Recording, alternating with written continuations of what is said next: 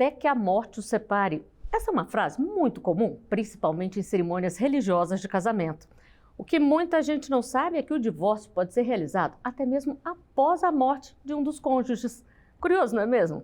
Mas quando e como isso pode acontecer? É o que vamos falar no artigo 5º de hoje. Antes, vamos ver o que diz a Constituição Federal. O artigo 5º determina que homens e mulheres são iguais em direitos e obrigações. Diz ainda que ninguém será obrigado a fazer ou deixar de fazer alguma coisa, senão em virtude de lei. E para falar sobre esse tema tão peculiar, eu converso com Juliana Ataides, advogada especialista em Direito de Família e Sucessões, e com Thaisa Lopes, advogada de Direito de Família. Muito obrigada pela presença de vocês aqui no artigo 5º. Doutora Juliana, é um tema bem incomum, não é mesmo? Eu, por exemplo, fiquei surpreendida ao saber que poderia se divorciar até após a morte. Então, é um tema incomum e ele é um tema relativamente novo, porque é de junho desse ano, então a primeira decisão relevante que nós tivemos foi agora com essa decisão do STJ, em que foi possível esse divórcio pós-mortem.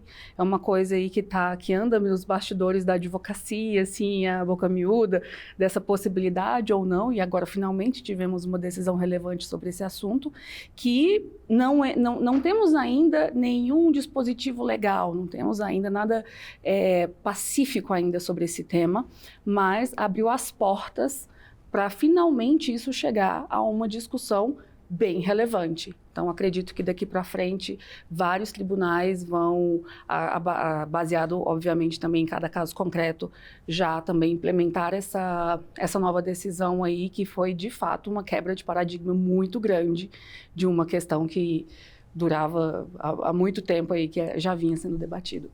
E a decisão do STJ é recente, doutora Thaisa, mas existem outras decisões nesse sentido? Sim, existem. A decisão do STJ, ela faz referência a uma decisão do Tribunal de Justiça do Maranhão, mas já há outras decisões, por exemplo, em São Paulo, Rio Grande do Sul também, que eu tenha conhecimento. Mas o que é importante da gente trazer é que o divórcio pós-morte, ele não vai existir como um dispositivo legal. Não existe um dispositivo que vai dizer, olha, se a pessoa vier a falecer dentro de um processo judicial, ainda assim vai se existir esse divórcio pós-morte. Como a doutora Juliana comentou, ele é uma inovação do direito. Então, ele vem como um entendimento jurisprudencial, como uma aplicação dos juízes. Há uma mudança constitucional e uma mudança, de toda forma, uma evolução da nossa sociedade. Então, basicamente, é importante a gente entender que ainda não existe esse direito positivado, mas ele já existe por meio de jurisprudência pelos nossos tribunais. E com essa decisão do STJ, doutora Juliana, outros tribunais podem já considerar como uma jurisprudência importante seguir esse mesmo caminho? Com certeza. Então, essa decisão, ela quebra um paradigma muito importante, que já tem alguns tribunais decidindo nesse sentido, e aí, a cada análise do caso concreto que estiver tramitando, pode, com certeza, já existe uma decisão bem relevante, que pode, com certeza, contribuir para que outros tribunais já sigam nesse mesmo sentido.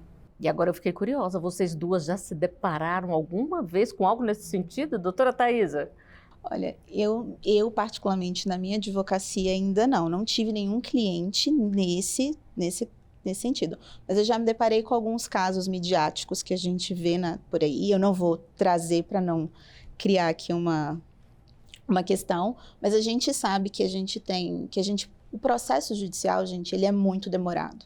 Então, a pessoa às vezes inicia um processo de divórcio e demora 5, 10, 20 anos, a depender da briga, da partilha de bens. E é complicado a gente, ao longo de 5, 10 anos, Tudo pode acontecer, né? Exato. Inclusive, a pessoa via falecer. Então, se o casal já tinha manifestado, já estava vivendo separado, já se apresentava socialmente de forma divorciado ou separado, por que vai se entender que ali é um viúvo e não um divorciado? E a senhora, doutora Juliana, já se deparou com algo parecido? Não, nunca atuei num caso em que isso tenha ocorrido, mas já me perguntaram bastante isso em atendimentos de clientes já que estavam em processo de divórcio, e aí às vezes eles me perguntavam, e se algum de nós morrer no curso do processo? E aí, então, ainda não tinha essa decisão tão relevante do STJ, e aí eu falava, o processo vai ser extinto, porque a gente considerava o que estava antes, né? Não tinha ainda essa inovação. Eu também já fui questionada sobre isso quando eu dava aula, e nas aulas de divórcio e tudo mais, os alunos perguntavam e eu falo, então, o processo vai ser extinto. Agora mudou. Agora mudou. Bom, e nós temos uma pergunta de telespectador sobre esse assunto. Vamos conferir. Em quais casos é permitido o divórcio pós-mortem? Doutora Thaisa. Sempre que a gente já tiver iniciado um processo judicial, então vamos imaginar aqui a seguinte situação: João e Maria se casaram, resolveram se divorciar, iniciaram esse divórcio na justiça e durante esse período do divórcio houve ali o falecimento de um dos dois. Então eu entendo que os herdeiros podem se habilitar para finalizar, representando aquela pessoa, finalizar aquele processo e assim a gente ter uma certidão de divórcio, uma homologação do divórcio após a morte. Um caso controverso, que eu ainda não vi jurisprudência, mas eu entendo que se fosse comigo eu ajuizaria também, hoje é no caso de união estável, porque veja bem, o nosso ordenamento jurídico permite que uma pessoa que está casada, porém separada de fato, e eu não estou falando nem da separação judicial e nem de uma pessoa que já ingressou com o processo de divórcio. Estou falando de uma pessoa que saiu de casa, já está lá 10 anos, 5 anos separada e iniciou uma outra relação. E aí ela tem uma escritura pública, ela foi até o cartório, formalizou essa escritura pública dizendo: sou casado, separado de fato e quero iniciar uma união estável com a Joana. Vamos imaginar aqui que seja seu João. Eu tenho um documento público, reconhecido em cartório, com fé pública, que demonstra que eu já tinha uma separação de fato.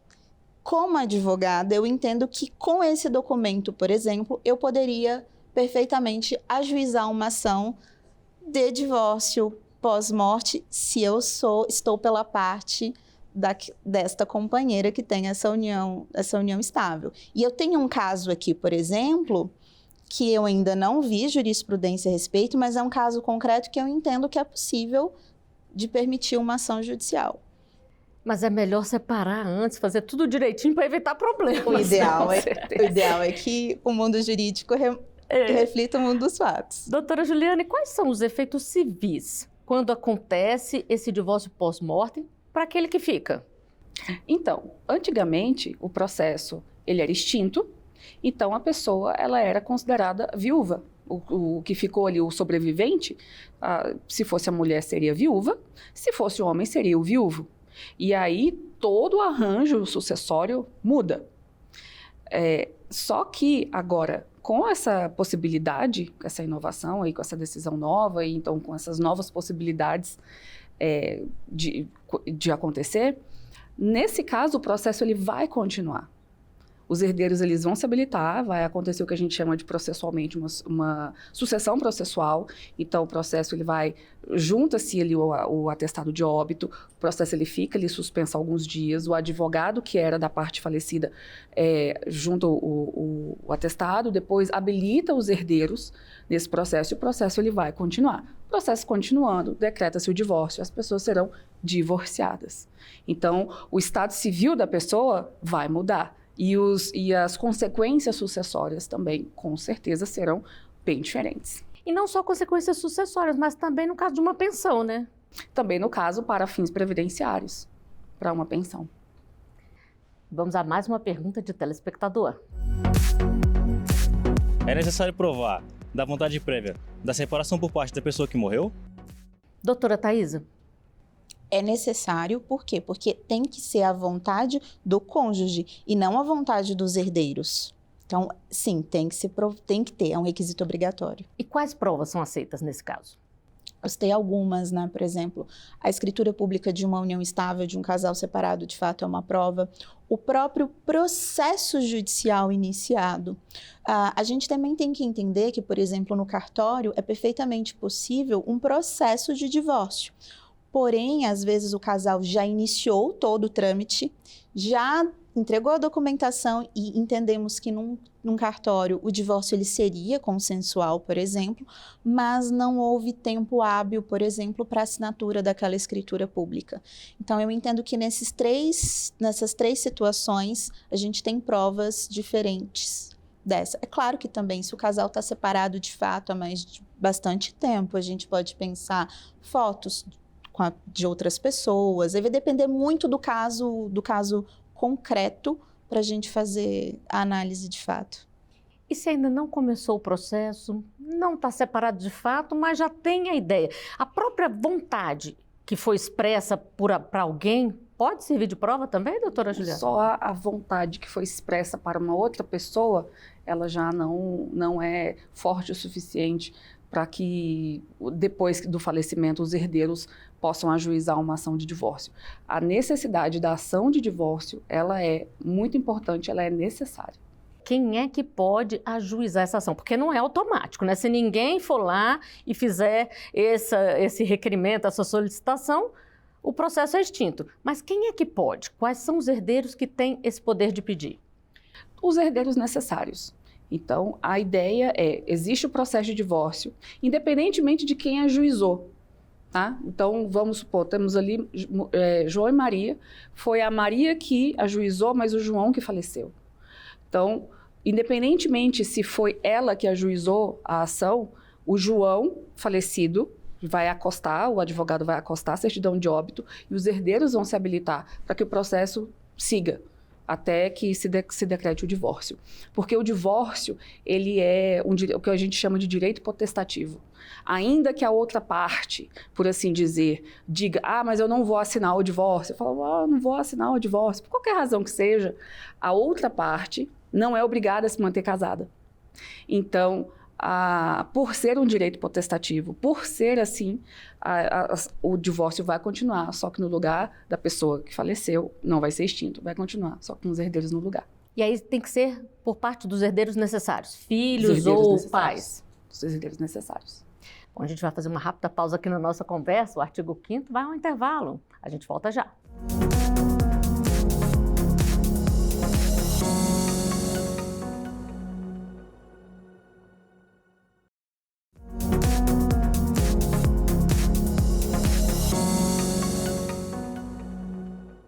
O artigo 5º está de volta, hoje falando sobre um tema bem curioso, o divórcio, que pode acontecer até mesmo após a morte de um dos cônjuges. E eu continuo conversando com Thaisa Lopes, advogada de Direito de Família e Sucessões, e com Juliana Taides, advogada de Direito de Família. Doutora Juliana, essa questão do divórcio após a morte, ela pode resolver conflitos familiares ou a senhora acha que pode acirrar conflitos familiares? Olha, eu acho que vai depender muito do caso da concreto, família, da família. Mas eu acho que alguns casos pode ser resolvido ali, de pessoas que já estavam separadas de fato há muito tempo, então vai finalmente pôr um fim, porque às vezes o processo de divórcio ele demora muitos anos. Então ele pode demorar muitos anos, porque questão patrimonial, então pode acabar ali, então com uma definição de que a pessoa é divorciada, porque às vezes não é nem por uma questão processual, às vezes a pessoa ela faz questão de ser divorciada. Então, não quer nem o nome mais. Ela não quer o nome, ela não quer ser considerada como viúva da outra parte. Apesar de que para fins processuais, assim, direito, o casamento já vai estar dissolvido de toda forma, seja pela morte, seja pelo divórcio. Só que ela não quer carregar aquele estado civil de viúvo, ela quer ser divorciada. Então, assim, para questões também assim, psicológicas da própria pessoa, de não querer carregar esse estado civil, e só que também em outros casos pode acirrar, só que vai caso a caso. O efeito mais prático, então, é na questão da divisão de bens, né, doutora Thaisa? Como é que funciona? Por exemplo, se a pessoa é casada com separação total, separação parcial, comunhão total, tudo isso muda se o divórcio for concluído após a morte em relação à herança, né? Eu quero até puxar um gancho da pergunta da doutora Juliana. O que acontece? Quando a gente está falando de morte, a gente não está falando apenas de direitos patrimoniais, mas estamos falando, às vezes, também de direitos previdenciários. Quando a gente fala de direito patrimonial, a gente tem que entender que vai existir dois tipos de direitos patrimoniais que estão envolvidos. Um em razão do regime de bens e outro em razão da pessoa que é viúva. Então, imagina, mesmo uma pessoa que seja casada no regime da separação de bens ou até mesmo a separação obrigatória de bens. Hoje, no nosso ordenamento jurídico, uma pessoa que é casada no regime da separação obrigatória de bens, por exemplo, aquela pessoa que tem mais de 70 anos, que não escolheu outro regime, agora pode, e tem filhos, o cônjuge não é herdeiro. Porém, como viúvo, ele tem direito ao direito real de habitação. Isso significa que aquele viúvo pode residir naquele imóvel enquanto vivo ele for. Então, se a gente observar que dentro dos direitos sucessórios temos reflexos, é um reflexo patrimonial, porque é um direito de moradia, mas não é um direito patrimonial na medida em que esse viúvo não vai ter direito, por exemplo, de alguma porcentagem sobre aquele imóvel. Não pode vender o imóvel. Não pode vender, só pode morar. Do ponto de vista, por exemplo, previdenciário, o viúvo tem direito à pensão por morte. Do ponto de vista sucessório, se a gente for olhar enquanto o processo do inventário está em curso, a preferência de uma pessoa que é casada e que não indica, por exemplo, por testamento, quem desejaria que fosse o seu inventariante, é do cônjuge ou do companheiro. Então, essa pessoa tem direito de administração daquele patrimônio. Então, se a gente pensar e observar que a lei concede direitos para quem está casado e que vai além do regime de bens, o divórcio pós-morte, ele cria ali é importante, ele é significativo. E agora me veio uma outra dúvida, doutora Juliana. No caso de um divórcio, aí tem que ser feita a partilha de bens. Quando é um divórcio pós-mortem, vai ser feito primeiro a partilha de bens e aí só depois é aberto o inventário para herança, é isso? Exato. Então, o inventário ele pode ser aberto, só que ele vai ser suspenso. Da mesma ideia que acontece quando existe o reconhecimento de uma união, de reconhecimento e dissolução de uma união estável, que também pós-mortem, que isso aí já é pacífico, que é possível. Então, a ideia é a mesma. Pode-se abrir o inventário, né? Somente com a certidão de óbito você já consegue judicialmente fazer o pedido de abertura de inventário, e aí esse inventário vai ficar suspenso até que seja julgado esse outro divórcio, esse divórcio anterior, porque o inventário depende da decisão desse divórcio para poder seguir. Então, primeiro precisa resolver essa partilha para depois já seguir com o inventário. Nada é tão simples, né? Não, nada é tão simples. Bom, vamos a mais uma pergunta de telespectador. Quais os riscos de que o divórcio pós-mortem seja explorado de maneira inadequada? Doutora Juliana, será que é possível fraudar até o divórcio pós-mortem? Olha, eu acredito que não vai ficar impune de qualquer tipo de fraude, porque se já existe isso com as questões de reconhecimento e dissolução de união estável, acho que é bem possível que também exista qualquer tipo de fraude ou então de alguma coisa assim, meio por debaixo dos panos também nessa questão do divórcio pós-mortem. Até por isso, então, não é aceita simplesmente que a pessoa expressou aquela vontade de divorciar, né? Tem que ter provas. Tem que ter provas e provas robustas. Então, não basta ser só, eu quero me divorciar. Então, precisa ali ter uma coisa mais forte, mais firme. Doutora Thaís, e muda alguma coisa se o casal estava em processo de divórcio litigioso e um dos dois faleceu? Em relação ao processo de litígio, não muda. O juiz vai ter que decidir qual é a questão. O que muda é porque vai se tornar mais difícil para o juiz decidir. A gente vai entrar em outras questões relacionadas ao processo de inventário. Então, a gente vai ter a administração daquele patrimônio que está em briga. Como a doutora Juliana comentou, muito provavelmente eu vou ter um inventário mais demorado, porque eu ainda tenho que resolver o divórcio. Bom, e agora a gente vai falar um pouquinho do divórcio que acontece quando os cônjuges estão realmente vivos, não após a morte. Esse processo passou por várias mudanças ao longo do tempo. A sociedade evoluiu e a legislação e também a interpretação jurídica tiveram que acompanhar. Vamos assistir a uma reportagem aqui da Rádio e TV Justiça sobre decisão do STF, que reafirmou que o divórcio pode ser feito mesmo sem a separação judicial prévia. Com a decisão, a separação prévia deixa de ser um requisito para o divórcio. A decisão do plenário foi por maioria e servirá de parâmetro para processos semelhantes, seguindo o seguinte entendimento. Após a promulgação da Emenda Constitucional 66 de 2010, a separação judicial não é mais requisito para o divórcio, nem subsiste como figura autônoma no ordenamento jurídico. Sem prejuízo, preserva-se o estado civil das pessoas que já estão separadas por decisão judicial ou escritura pública, por se tratar de ato jurídico perfeito.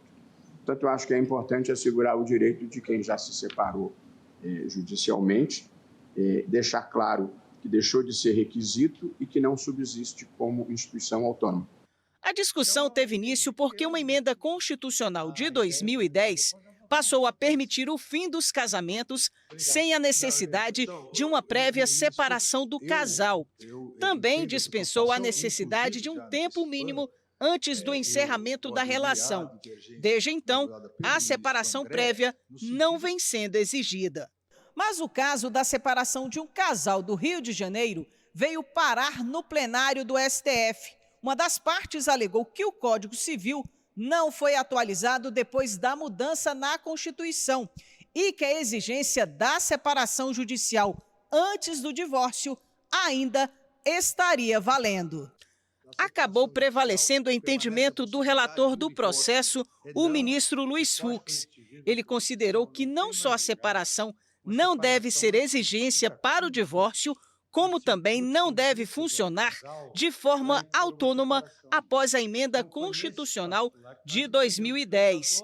Seguiram esse entendimento os ministros Luiz Roberto Barroso, Cristiano Zanin, Gilmar Mendes, Dias Toffoli, Edson Fachin e Carmen Lúcia. Doutora Juliana, essa decisão do STF tem como base a Emenda Constitucional 66, onde aconteceu a última grande mudança legislativa sobre o processo de divórcio. Quais foram as principais alterações que aconteceram em todo o tempo?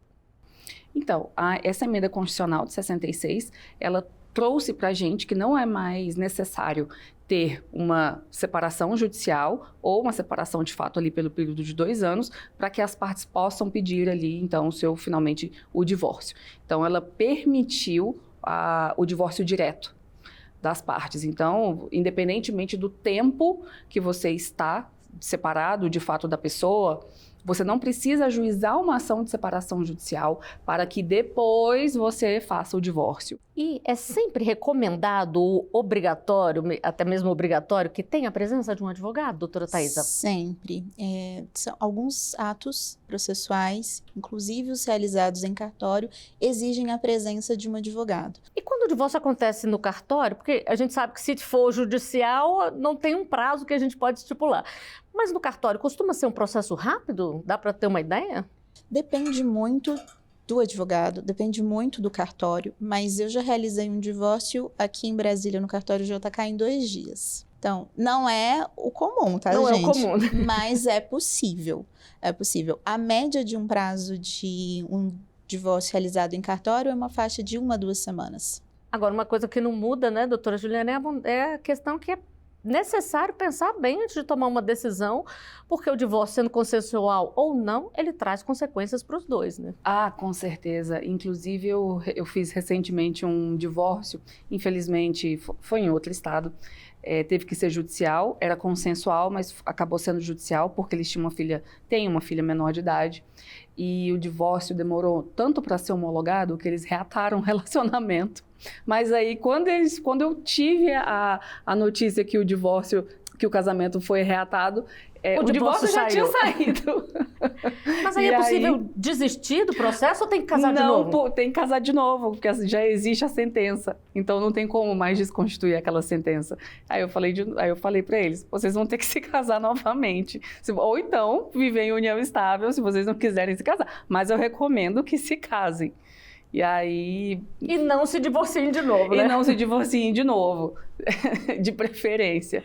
Então, existem... Então, tem que pensar bem para esse tipo de situação, porque é um processo, se for um processo litigioso, principalmente, é muito desgastante.